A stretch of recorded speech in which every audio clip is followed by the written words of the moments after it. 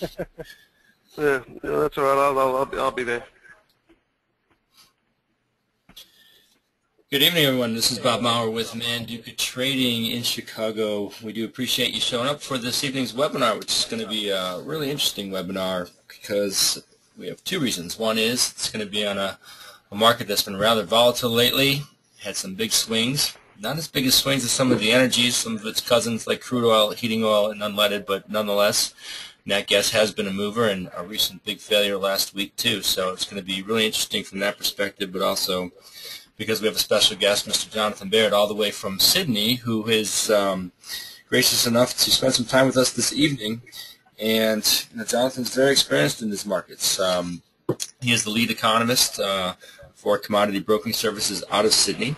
He's been involved in the financial markets for the last 25 years or so, having obtained experience around the globe in Australia, London, and the Hong Kong markets.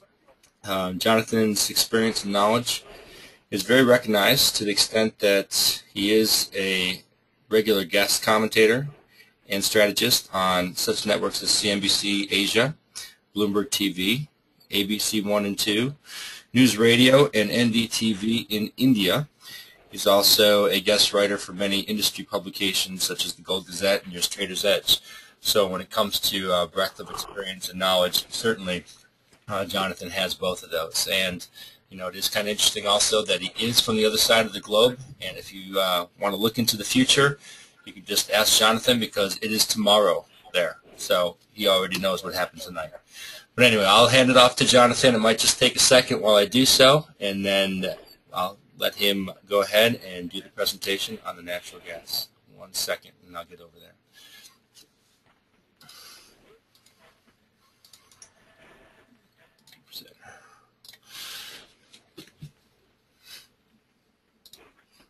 Do you have it there, Jonathan?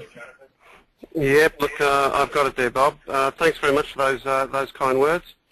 I guess just to reiterate what Bob said, and you can see the chart there, that's the hourly chart for natural gas, and it has been extremely interesting just over the last couple of weeks, or particularly the last week, where we've seen just so much volatility in our commodities, and it's right through the spectrum. Natural gas is one of them. Obviously, some terrific falls there, but in my mind, just a good opportunity to get back into the market. But you're dead right with oil, gold, and silver, the most volatile. It's certainly tested, I think, the resolve of many traders. Certainly looking for those good, cheap opportunities to get in on a trade that they can pyramid on. So without further ado, let's talk about natural gas. And we've sort of got an interactive program between trading it and the way to trade it. And we're basically going to break up the talk into two areas. The first is just to clear the decks on a little bit of background on natural gas, who the major producers, who the major consumers, and what our forecast is for it. And then we're basically going to talk about the ways we can actually trade it, because the market in itself has evolved exponentially in terms of the products, and it is interesting because each product in itself offers a different aspect.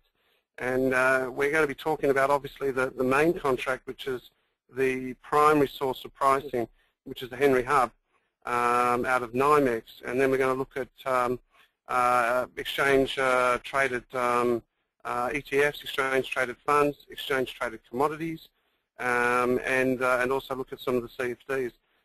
In my mind, the key, and each particular one is a little bit tricky, and but each one has its own little benefit that just might suit you, the trader, in terms of what you're looking for. I.e., if you're a little bit risk averse, then this might do you. You might want to trade lesser than the futures contract, or the mini is still too big for you. So as I said, we're going to break it up into two areas. But first of all, it's a little bit of background on natural gas and what we think a little bit about it. Okay. I guess natural gas. What is it? It consists primarily of methane, and it is interesting that the methane at the moment, and there's an argument that natural gas, if it's burned, still releases some form of gas or emission, but it's so small comparable to the other forms that, in my mind, it's just a bridge until we can get up with some more cleaner alternatives. At the moment, most of the methane we get, most people think about, is purely from farm products and animal production. But as I said, it consists primarily of methane. It's found with other hydrocarbons, and that's pretty much the association. It basically comes in layers, and a lot of the time natural gas used to be vented before they could actually get to the oil. And in my mind, that was always a waste of energy. But these days, venting still exists, but people have now internalizing it to repressure the well so that we can extract the most oil. And I think when you look at the price of oil, where it is and where potentially it would go, every last drop that you can get, out of a well, I guess, is the key there, because the prices are so high. So what they do is they basically turn the gas around, pump it back into the well, so it acts as some form of pressure to allow it to extract the most of that oil from the well. But it's found with other hydrocarbon fuels. We know those ones. I guess the creation, there are two ways that natural gas is created, and obviously it takes a long time to put together. And the first one's biogenic, and that's basically from just the marshes and the bogs, where basically in years gone by, you just create sediment upon sediment upon sediment, and effectively at the end of the day, it's the rotting that produces that methane, as basically how methane is created, I guess, at the moment in our world, in terms of that natural resource, in terms of animals, general rotting, that sort of thing. And remember, there are also other forms of power or maintaining that, which we find now at a lot of the local dumps, where we take a lot of our vegetable matter. The other one's thermogenic, and that's just adding a little bit more heat and pressure to the configuration. And once again, that's of plant matter. And it's, I guess, when the sediments start to drop a little bit lower, you get this little bit more heat, a little bit more pressure, and of course that gas is created from there. I guess the one of the keys here that the people say to me when they say, let's look at natural resources or natural forms of producing energy like wave technology, solar. One of the arguments always pops up that still, it's still in a similar way, similar to the production of oil and coal, where it still has to be processed into a use or a form that we actually need.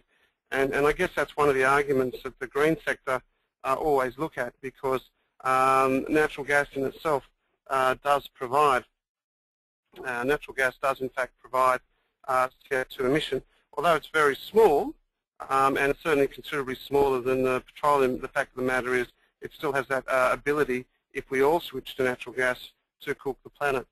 So I guess if anything there, it still needs to be processed.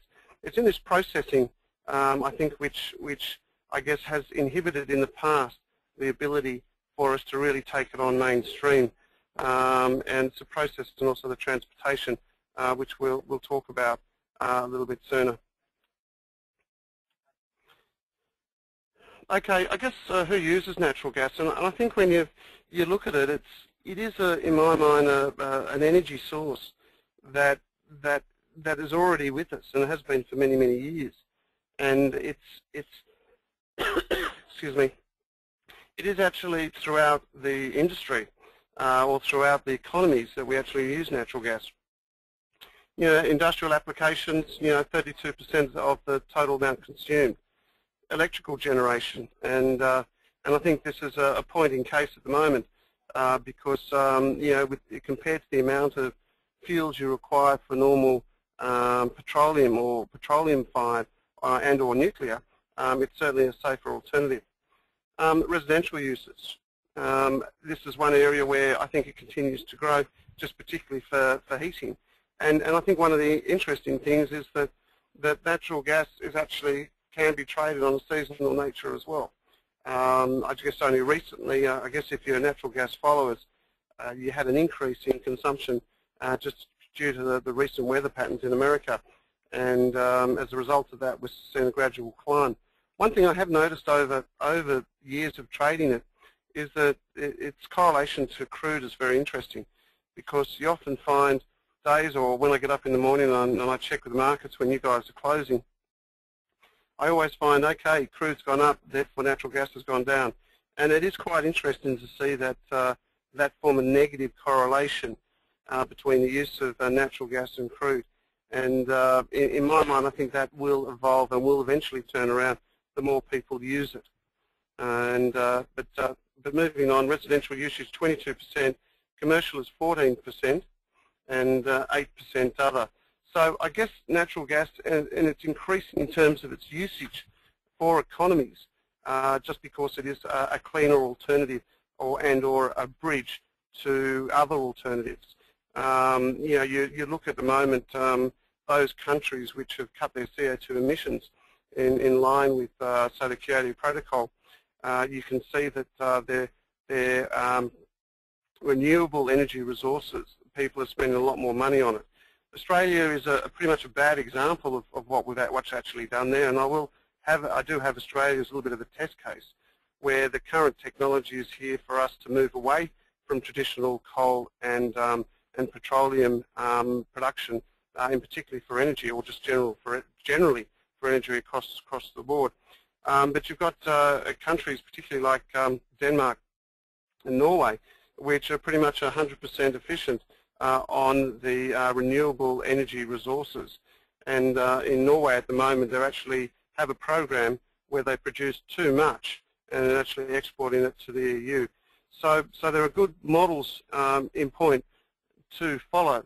And I guess the key to me is that our Western economies, particularly the more advanced economies, really have to step up in order to reduce our CO2 emissions.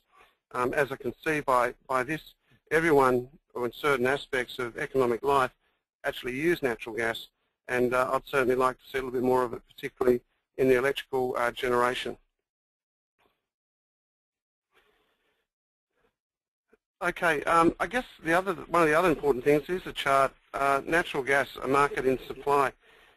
And I guess this is one of the key things. It's everywhere. It's a market which is pretty much, you know, in a lot of places around the world. And in my mind, it's just harnessing this ability, this natural gas. And if we did harness it a little bit more aggressively than what we have in the past, then I certainly feel that there's more scope for a cleaner Earth, and there's more opportunity. And I guess when you look at it, you've got those lead economies that do use it, and those lead economies that do produce it. But I guess it's just grasping this technology to ensure that we actually do use it further down the track. But as you can see, it's pretty much everywhere, and your ability to pick it up, I mean, in contrast to oil, you know, where you've got that concentration, you know, particularly around the Middle East, where we see 40% of crude going through that area, obviously through the Straits of Hamas and the Suez Canal. There's a real bottleneck of issues that I find, and if you move away from this to other areas around the world, then you don't have that bottleneck of issues or that potential for conflict. I mean, as we know, with the conflicts we're having in Libya at the moment, we saw about a 14 through to 20% premium, you know, on the price of crude, which fundamentally really shouldn't be there. And to me, that's one of the interesting points, because it shouldn't be here. That premium shouldn't be there, because if you look at the infantry builds, particularly at Cushing in Oklahoma, where we're getting at levels which are quite large, you know, and areas not seen since, I think, August 2008, where we're not seeing that consumption. And I was talking to Bob about it just before we went on air, but with the price of gasoline at you know, $4.70, you know, you can understand why you've got that inventory build, because it's just too damn expensive to go on holidays if you're going to do some driving. So having that concentration, of crude oil in the Middle East, to me is more of a concern. But if we switch to more natural gas markets, we can see we don't have that concentration risk. And I guess that's what we're saying, that when you've got it everywhere, and do you need concentration risk? And as a result of that, we should be spending more time, you know, at greater technologies, greater storing capacities, and greater transport capacities for natural gas or LNG. And to me, that creates more resource security, you know, around the world. And we're not left to the beg and call of what happens in the Middle East. So I guess there's the potential for a whole new world order with natural gas, and you can pretty much see it when you see who produces it. But first of all, I guess the largest proven gas reserve, it was located in Russia, and it's 47 trillion cubic meters. So there's a lot of that, and the fueling capacity for natural gas at the moment is around about 214 years. So, you know, when a lot of people start talking about peak theory in crude or in oil, you can see that there's that's certainly that large scope there to move into this market. The largest gas field is in Qatar, and that's 25 trillion cubic meters. So, you know, there's a lot of it about, and it's just really our ability to grab it and actually move with the market. And there you've got the largest producers there: Russia, the USA, and Canada. But what you find is that as producers, a lot of it's internalized, and naturally, because if you've got the majority of a particular commodity, you might as well use it. And as you can see there, you've got the largest producers there. But then again, you look at it, and you look at the production and where it actually comes from at the moment. And I guess to me that's the key. I did talk about that concentration, and when you look at the production by regions, the Middle East is the one, and this chart I think is interesting because the idea is that we're trying to look at where the market is or will be in 2035, and this is where I see that there's a real chance that we should really be looking at decentralizing that risk, because at the moment you're seeing a lot of the Middle East actually picking up that production because they actually feel that they are more in control in terms of the supply of energy. And it is natural. Obviously, they've got some very large reserves there, so it's only natural that they would try and formulate a similar cartel to what they had in OPEC. And I think that people are relatively concerned there that we will get another OPEC out of it if, in fact, that production out of the Middle East continues. Now, there is a call there for the Organization of Gas Exporting or Gas Producing Countries, which is similar to OPEC. The interesting thing there to me would be that those that have most of it should be on the board of it, and the formation of that I think will be quite interesting. Certainly, obviously, like to see the lights of your big guys on there, and and sort of control it that way. And it acts not as a cartel, but as a proper organisation. Okay, that's probably that. Now, consumption. There's a lot in it. This, I guess, when you look at once again the projections, and this is where we've got to come back to. We've got to look at the projections and the growth of the market, because then we'll be able to work out exactly how much supply and whether or not we've got too much supply. And that's been the crux, I think, for natural gas for such a long time, purely because we're at that area where we've had a very volatile market over the years. And when we've had big movements, people see that there is potential for the prices to be sustained. And as a result of that, more players just enter into the market. And this is a classic example of a new market developing its natural supply-demand scenarios. Natural gas hasn't yet found its natural balance. And as a result of that, their expectations are, in my mind, for more volatility in the market to continue.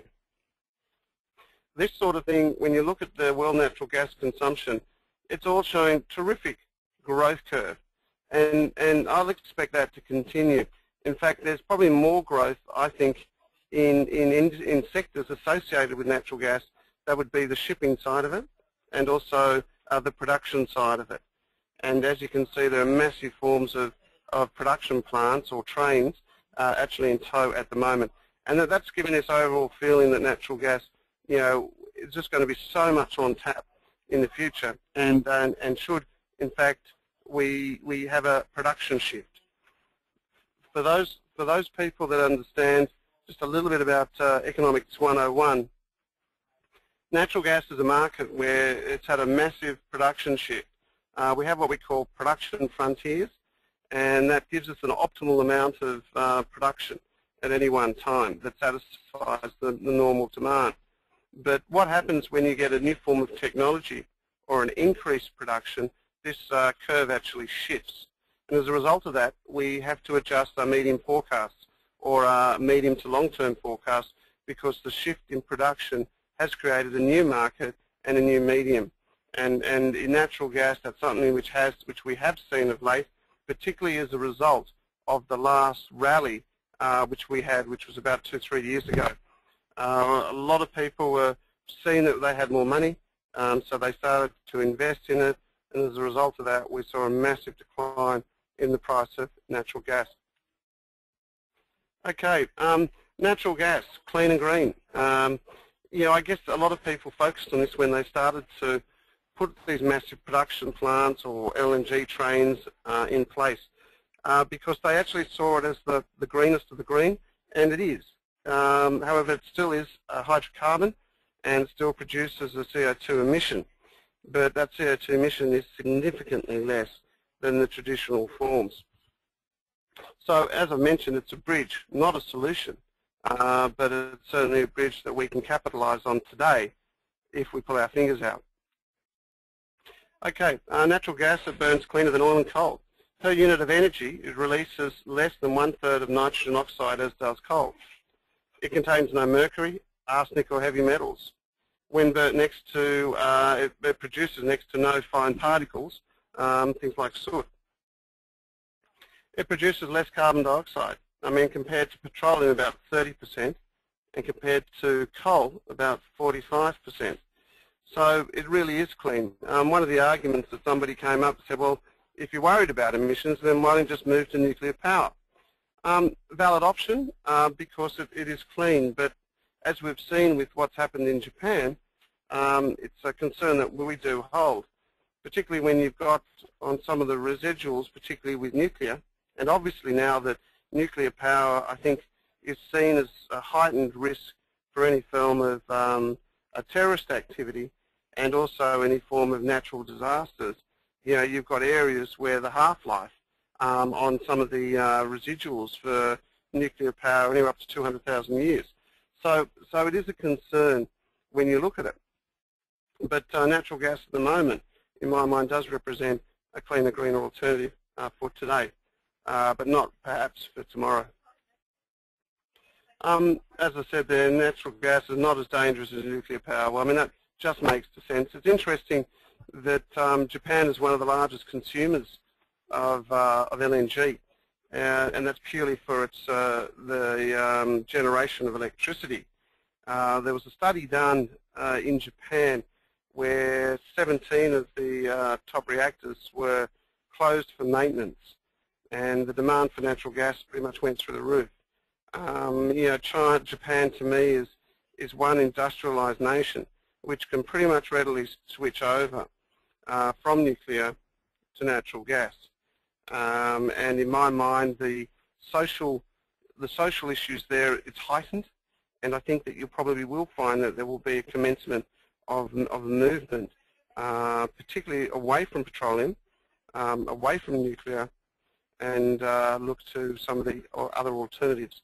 Obviously, when you look at the alternatives, you go down your scale and you say, well, the best one is obviously the renewable sides, but realistically, can you realistically put 100 wind farms, 100 wave stations, all these different things in place? Well, realistically, you can't do that at the moment. So you've got to look at a measure or a bridge, and I think that natural gas provides us with that bridge, because at the moment it ticks so many good boxes. Okay, and this is an interesting point, because it allows governments to achieve CO2 emission targets more readily. And what I've done there is that it's just a matter of switching it around. That's all.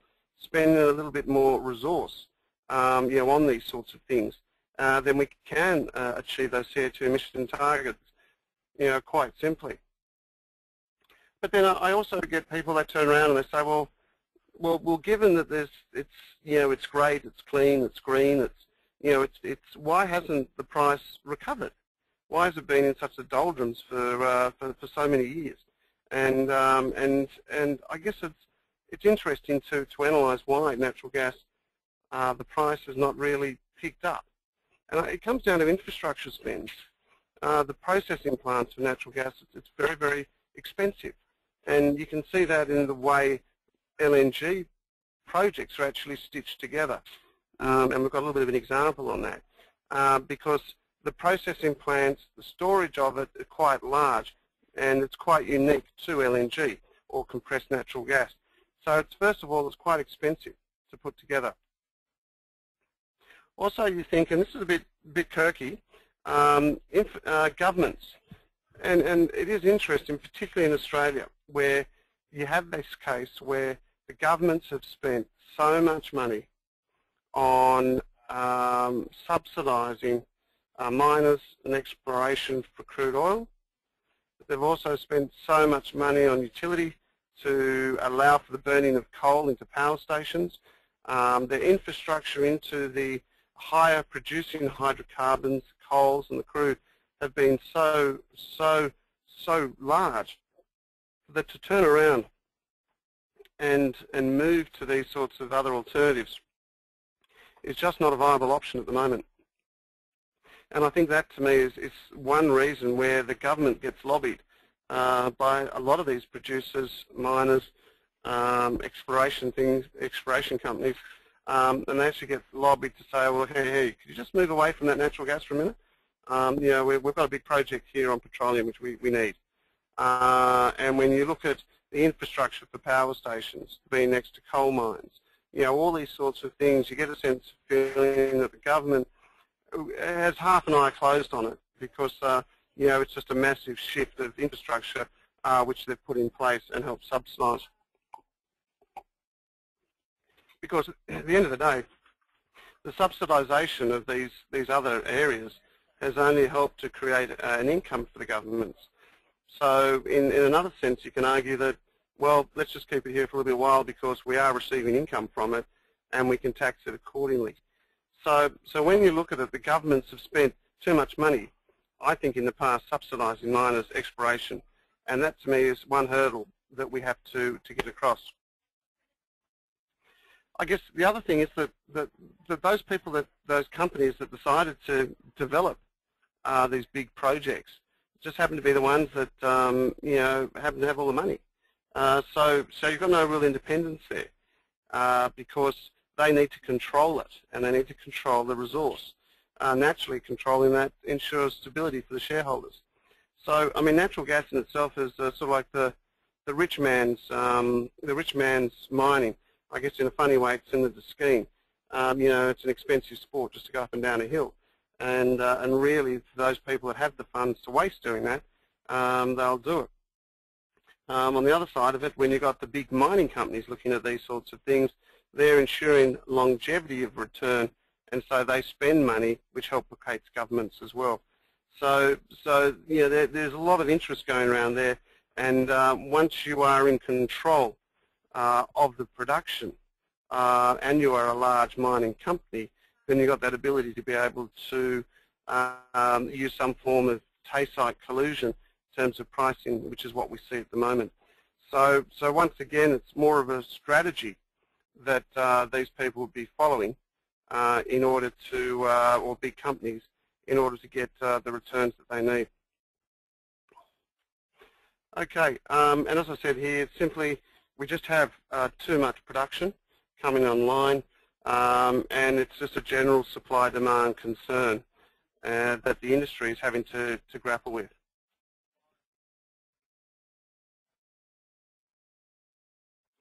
Okay, problems with natural gas. I guess the problems we've got, it's low density, so it pretty much makes it hard to store and transport. And I think if there's one area of investment which I do like, I actually like it's in the production of LNG carriers. You know, when you look at it, I guess it is also interesting that given where we are in the state of the economy, you look at the Baltic Freight Index, which I think a lot of us do keep an eye on, that's getting to pretty low major lows. But I think when the demand for LNG remains as robust and continues to pick up, as we've talked about before, then I can certainly start to get a sense that there'll be demand for these types of carriers. And as a result of that, the prices of those companies that actually manufacture the carriers, I think will remain a very good investment opportunity. Okay, it needs to be converted to LNG or compressed for transportation. That's one of the big issues, but it's, as I said, it's pretty much like what we talk about, you know, in terms of crude, where you've got to deliver it somewhere, you've got to refine it. The refining process is not as strict as crude, but as I said, it's certainly very expensive. I guess some of the most ones is having it transported via pipelines, and that to me is the easy alternative, but it's okay if you internalize it, like you know, in Canada or the US or in Russia. But when you actually look at the viability of putting a natural gas pipeline down, it's something which just at the moment is impractical, given the total amount of consumption, although that's from nation to nation or from country to country. It's certainly being explored, and we've got these massive projects coming out of Russia, you know, to feed the EU with the natural gas, and they're currently underway. So over land, I think it is, but for more international customers, it doesn't represent an alternative at the moment. Okay, the only option is LNG, as I said, which is for those international customers, is actually via ships and tankers. And to me, that's where there is perhaps one opportunity as the industry starts to evolve and consumption starts to move with us, that we do actually see a little bit of an uptake there in those companies that manufacture them. Okay, there's the weekly chart of natural gas. Okay, it's just basically showing the shift in production. And you can take some interesting areas, or take a few interesting things away from this chart. I guess the first thing, it's volatile, but it trades in a band. The top side is 14, the downside is about $3.50. And at the moment we're mumbling down the bottom end. But what we have seen at each particular rise, like we saw in 2008, 2005, there was a massive intake of new projects, new government policies coming into play to say this is what we must do. And as a result of that, you know, you're seeing this infrastructure spend, which is huge. But as we know, we get more on tap. It only comes down. It only comes down. But when I look at this particular chart, I actually like it. And that's one of the reasons why we've been talking about natural gas for some time. Because we actually feel that it is ready and certainly getting close to a major high, major low in the market. So if anything, we can actually start to see a bit of a lift to the top side. Now, for those people that understand whether it's Elliott or whatever, you've got from this low here in 2009, a nice aggressive move to the top side, nice neat consolidation, and then now we're just on the commencement of a new move to the top side. Okay, so that's why I tend to like more of a long-term trade that you can see that natural gas should have a lift pretty soon. Before we go into looking at the trading and how we trade, I've got to look at Oz as a natural gas discussion. I have mentioned it a little bit, but it's quite interesting because Australia, it's a rich country.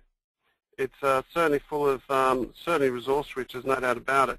In fact, as you're probably aware or not aware, Australia didn't have a recession due to its production of resource, and that's across the board.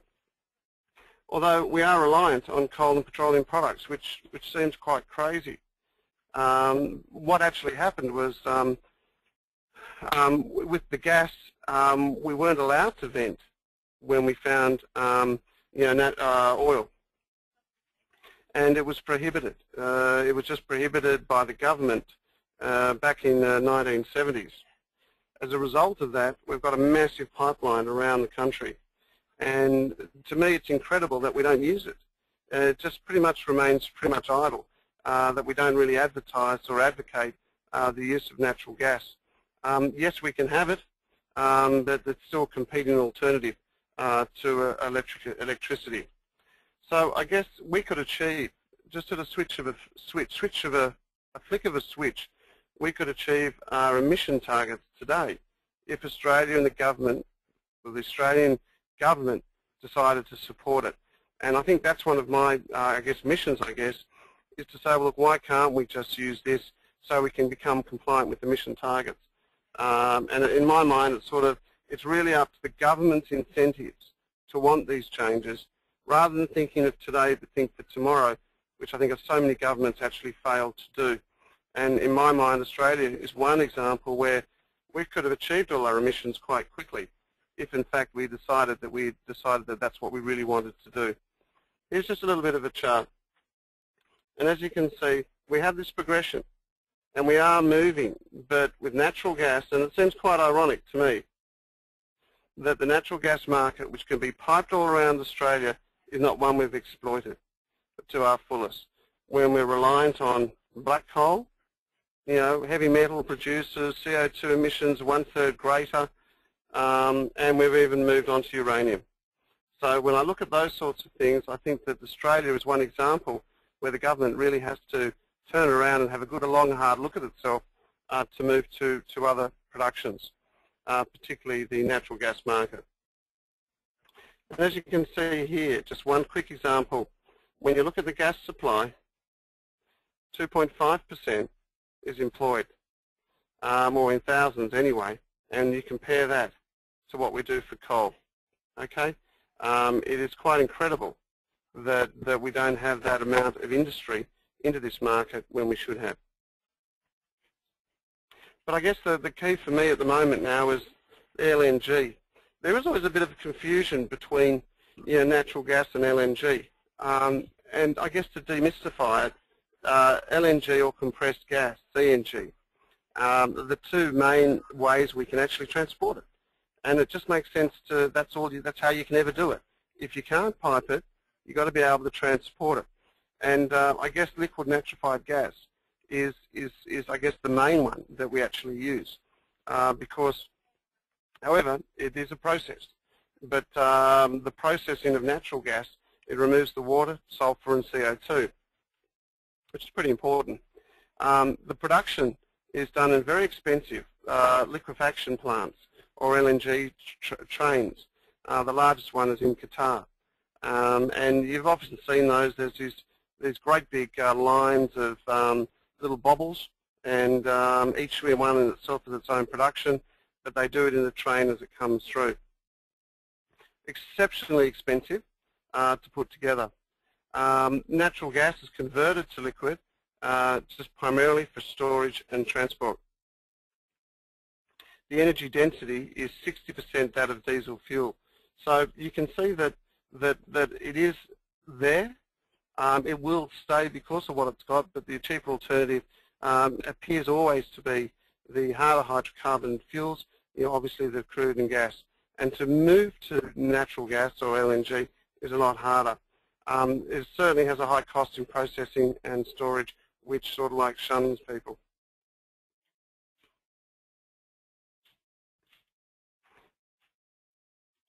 Okay, the commercial aspects to LNG. And while we're doing this, we're looking at it because we're identifying the areas of growth. We're identifying those areas which we can see that natural gas will actually be used. But as I said, the process is expensive. The players have to confirm orders between 20 and 25-year contracts.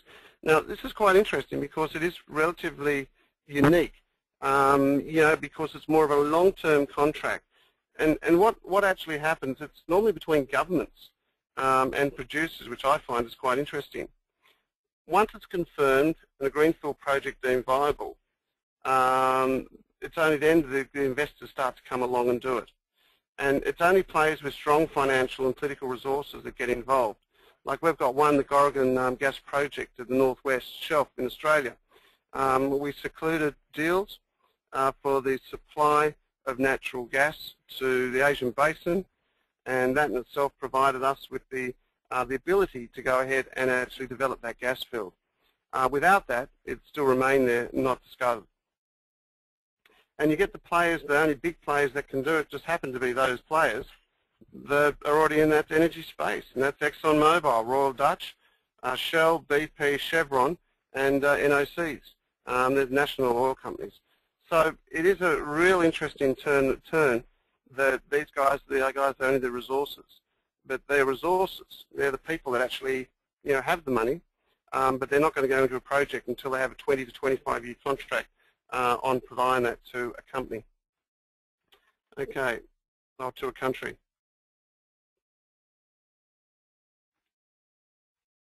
Okay, in the trade, basically 7% of LNG accounts for only 7%. But I think the interesting thing here is that it's expected to increase at 6.7% per year from 2005 to 2020. Now, it's those sorts of projections which I really enjoy, because it means that it is starting to grab traction as an alternative. And I think that when it's that easy to switch a car from petrol to natural gas or LNG, then it should be something that we should be using. I mean, you always look and go to the petrol powder. Oh, there's the LNG stand over there. Not many cars are doing it. But when you've got that infrastructure already in place around the nations, then it's just a matter of switching, and once again, it's a matter of governments to back it. Okay, there are 15 LNG exporting countries. Qatar, Malaysia, and Indonesia are the main ones. Quite interesting within that region. And the importing companies, that should be countries, there are 17, Japan, South Korea, and Spain.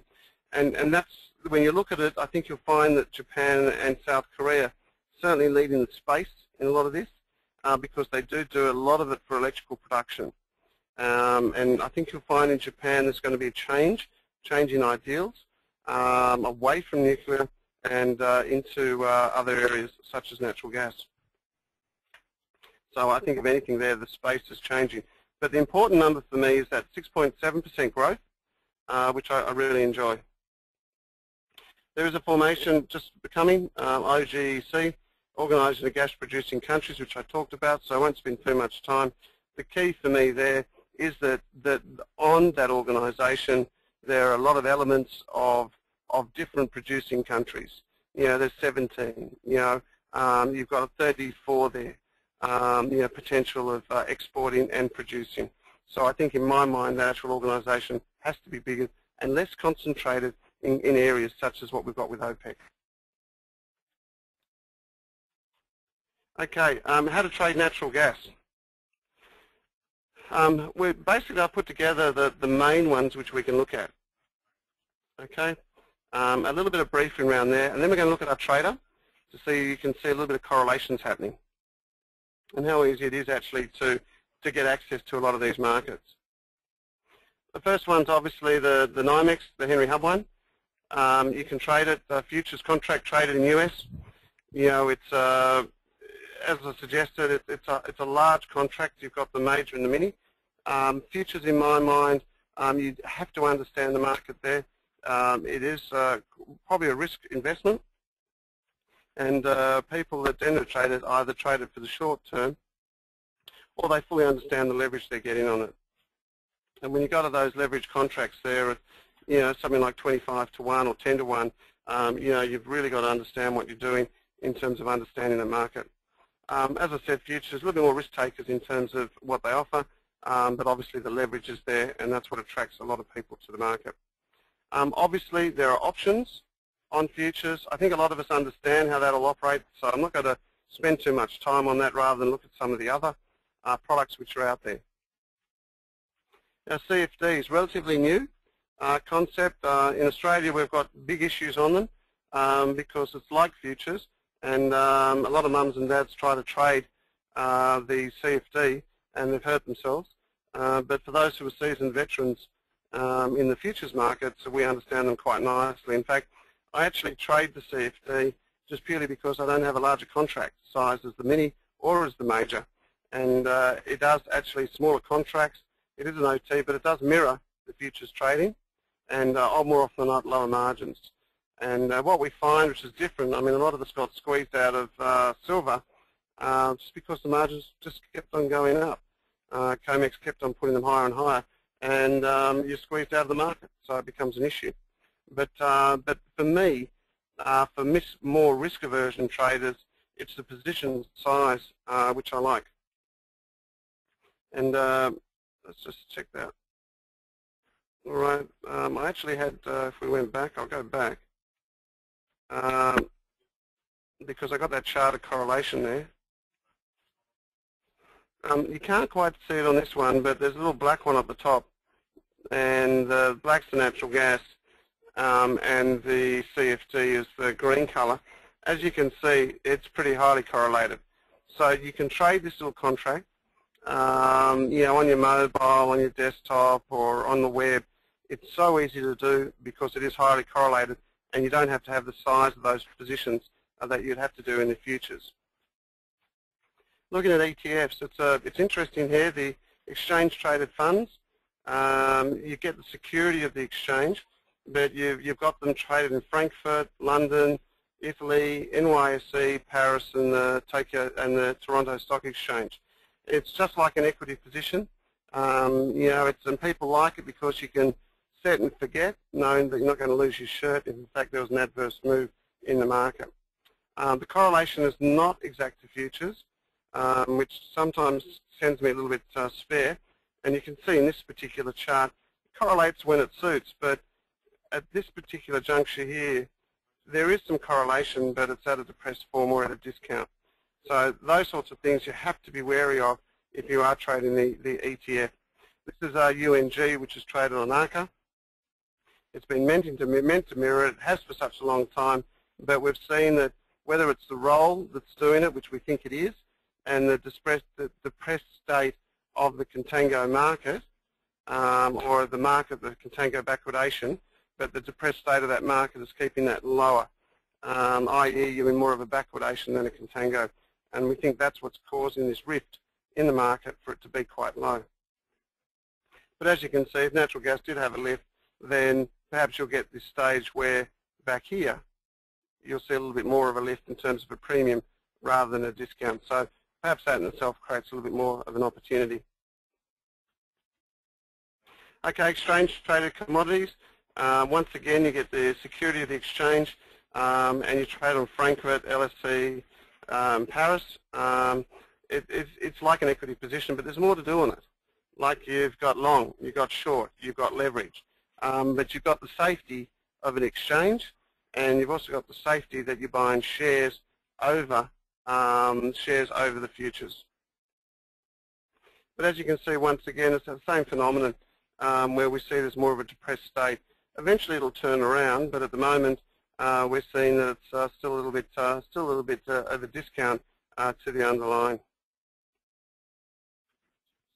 Equities, it's just as easy as buying any equity that does natural gas, but the difference about trading the pure commodity, which is what I like and then what I specialise, is purely in the fact that you're not up to, like if you bought, BP, for its natural gas arm, well then you've got hammered with the concerns they've recently had.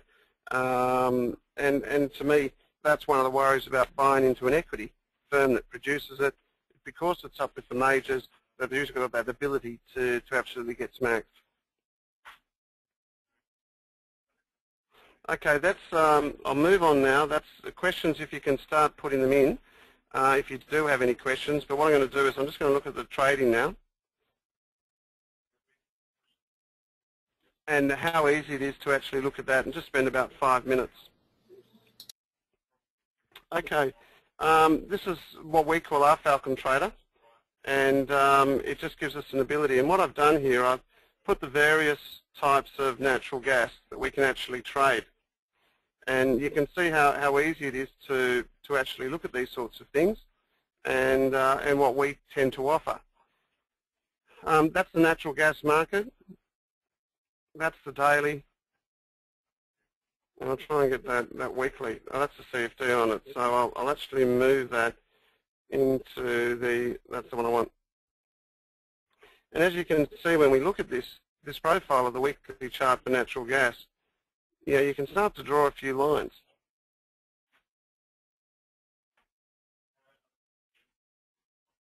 And you can start to suggest that, well, perhaps we're building into a little bit of an ascending wedge that could see prices back up to $6. Well, I'm a firm believer that there has potential for that to occur. I love this form of construction here. And when you look at it, it just has had a tendency to move higher. But with our instrument selector over here, you can actually see the ones you can trade. CFDs, stocks, oil and gas, gas utilities, and they're all at different various exchanges. Gas oil storage. You've got your ETFs around the world. You've got your ETCs around the world. You can go short. You've got leverage. I mean, I got a position in the leverage one because I'm basically testing myself because I think that we will have a move. So I'm buying shares in the leverage natural gas, and that's traded on Eurex. We've got them in London, LNGA, across the world. So it means it's quite easy to actually get access, not only just to the futures, which we know and love, but to other forms, other markets. And I'll just try and, there we are. Oops. Just trying to get the futures up there. Okay, natural gas, NG, to see what comes up. And as you can see, you get a lot of stocks from around the world.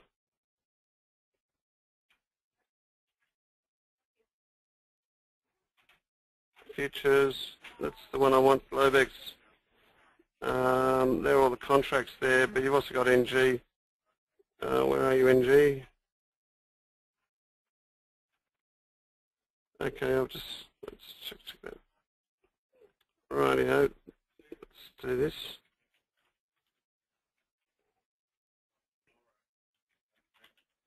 Okay, there we go, Globex, there we go. That's the one we know and love there.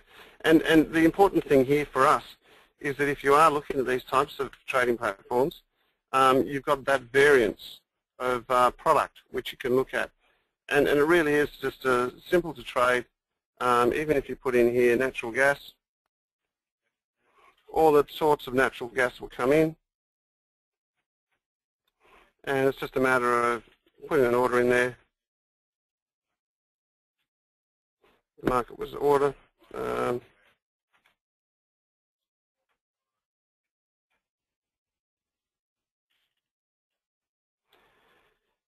And then you just press the button and you actually just trade it. So it's quite easy. There's an order that goes in, bang. And in one hand I'm trading in Eurex, and then I can just as much as easily put on a futures trade if I wanted to on Henry Hub. There we are. Where are you? There we go. That's the March 3, but obviously I can get a closer one. And just quite happily just trade it. There's June there. Buy one there. And place the order limit. That's fine. So that's placing it. Comes up there. And what I can do there, which is good, is I can just got an overview account summary,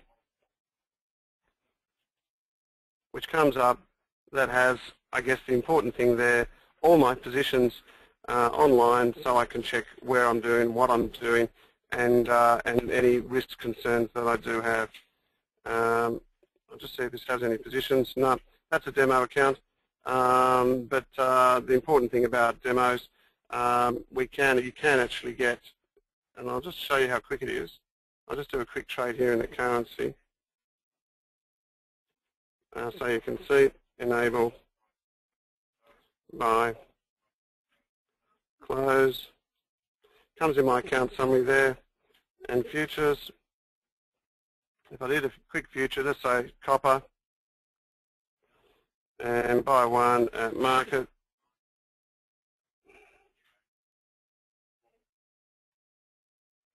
you can actually see that all of a sudden I've got that position there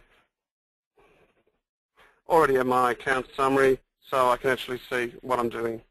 So I guess these days there's a lot of this area where you can actually look at trading a lot of products in one thing. Just be cautious about the ones that you're actually looking at. That's pretty much all I've got to offer. I'm just wondering, Bob, if there are any questions, any questions that people would like me to answer. There is, actually. There's one that came through, Jonathan. It asks, how does the large discovery of nat gas by Noble Energy off of Israel and Cyprus affect possible trading into European and Asian markets? Yeah, that's a good question. It's something that we've had and we've wrestled with a long time. You know, it becomes the viability of putting together a production. Because what happens is we see this massive shift in production frontiers. The more that you produce and the more you put on, the lower the market gets. But that's a double-edged sword, because the lower the price gets, the more advantageous it is for people to use. So that in itself creates more demand for that particular product. I think at the moment, when you're looking at your gasoline at $4.70 a gallon, you know, have a look when next time you're at the Bowser, have a look how much it is for LNG. You'll find it's considerably cheaper, and that will create people to move from petroleum to liquid nitrified gas, so LNG. So the exploration and discovery, particularly there, is important. And the reason it's important, it provides another avenue into Europe. And to me, that's a big key. At the moment, Russia is trying its best to create a monopoly as much as it can in terms of its production and export of natural gas into Europe. So in my mind, it's more of a key now that people will start competing for the long term, you know, for this actual space in these markets. Remember I mentioned that when you look at the way the projects are put together, and in hindsight, they understand that we do have such a lot of natural gas around the world. So as much as the discovery will happen yesterday, it will happen again today. And that's why people are tying people up into long contracts.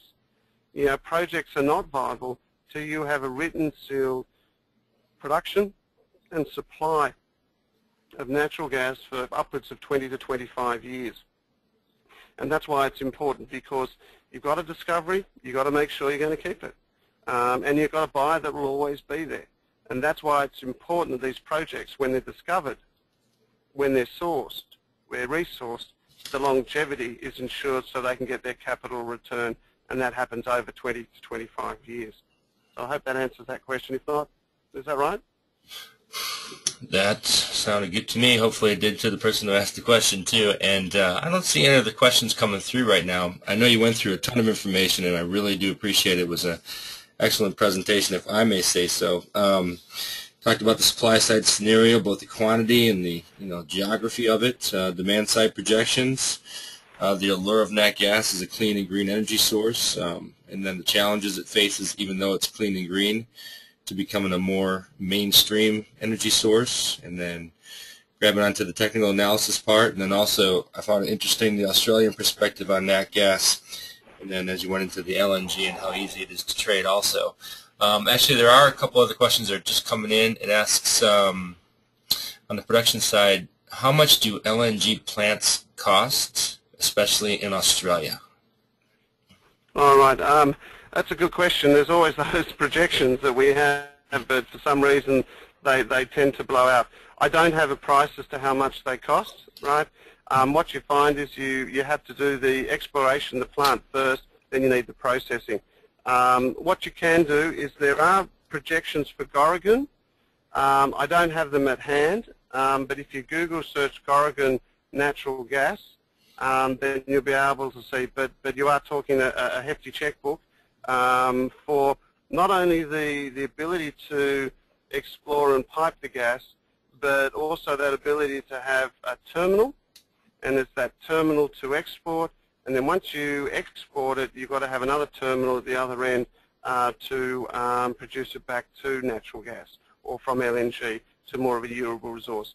A lot of dough, but as I suggested, if you go to just look at your Google and type in that, because it's relatively new, they will have some projections in terms of their costs. Okay, well, I think we're right at the end of our budgeted time, and I do appreciate you, Jonathan, visiting with us, and then also our guests who arrived to stay with us during the presentation.